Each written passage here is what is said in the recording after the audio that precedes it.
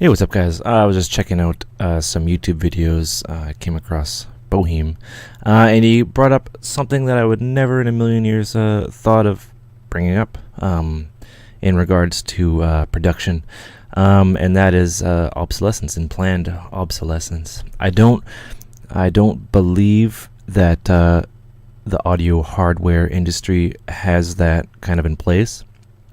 A lot of things are made rock solid. Um, so I don't really know, as opposed to, say, an iPhone or an iPod. Um, but a lot of good points. And I just want to bring up one product in particular. And these are the Sennheiser HD25 headphones. Every single part you can order online and replace. And, there's like, there's little screws. You can replace the cable if it breaks. You can replace the drivers. They pop right off. Yeah, they pop right off. You could replace like your headphones. I bought probably like a dozen headphones in my life. The Sony ones, MDR 700. MDR 300. They would always snap right here, and it was terrible. You can even replace like the ear fuzzy parts to different kinds. You can order them like right online. They just come to your house. So say if your driver blows up, which it did once, it was still under warranty for a year, and they gave me a brand new pair. I've had these since 2009. I wear them all the time. I've thrown them in bags everywhere, and they work. And I think they're like $300, and the last pair of headphones you'll ever buy. Good response, and they're rock solid. Yeah, and everything is replaceable. And with that being said, in kind of our industry, a lot of things are built kind of in the old school way. Like, say if something blows up on this, the surface mount components are the size of a grain of sand, right? So, if you can't open this up and service it, you can't open up my MacBook Pro, I can't open it up and replace a hard drive. My computer down there, I can replace a hard drive. I can replace motherboard. I can, it's serviceable. My speakers right here,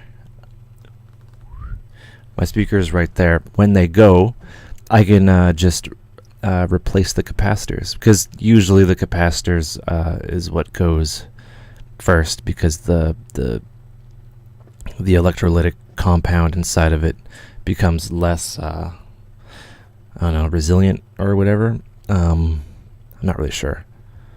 Less conductive or more conductive. Something happens and the capacitors crap out, and they're easily replaceable. Resistors will basically last for a bajillion years. One thing are the endless encoders. The encoders that just, you can turn them forever. They're endless, right? As opposed to the encoders that start at like 7 o'clock and then end at 4 or 5, right? The endless encoders, sometimes they wear out and they'll jump around in value. My Motu down here, which doesn't work anymore, probably because something in the transformer inside of it blew up. It has endless encoders and it would always jump around. Those wear out, so and ironically, Motu is American, so I don't know. My virus right here will basically last for 20 years. I wouldn't be surprised. This right here, the JP8080, was built in 98. Was basically on for years on end. Still works. Everything works beautifully. And you can even, if you're technical enough, which I hope to be, I can replace the variable resistors inside of the actual front panel and if they start to wear out, whatever, you can replace them. Same with the mixing desks that are serviced every now and then. Oh, another thing, my keyboard, which you can't see, my MIDI keyboard is a Keystation 61. It's literally been on constantly for 6 years, well over 6 years, because it's USB powered and it's always on because it's always connected to my computer. My computer is always, it always has power going out of the USB stuff. So yeah, and it's a cheapo, and it still works well. Keys still responsive, such and stuff like that. Machine I haven't had long enough, but yeah, everything. A lot of the thing, even if this mic goes, I can replace the capacitor, and it's charged by a capacitor, or it works via a single capacitor that you can replace, and it apparently works good as new. And there's tutorials on how to recap speakers.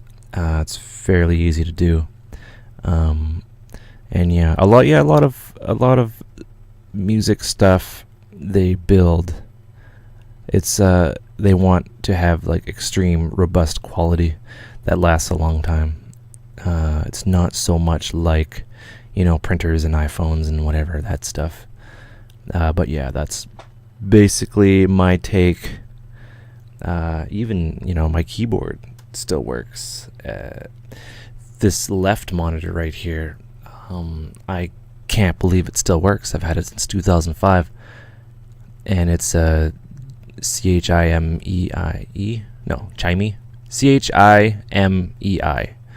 Chimei. It's a Japanese brand, and it works like a beauty still, and not a single dead pixel.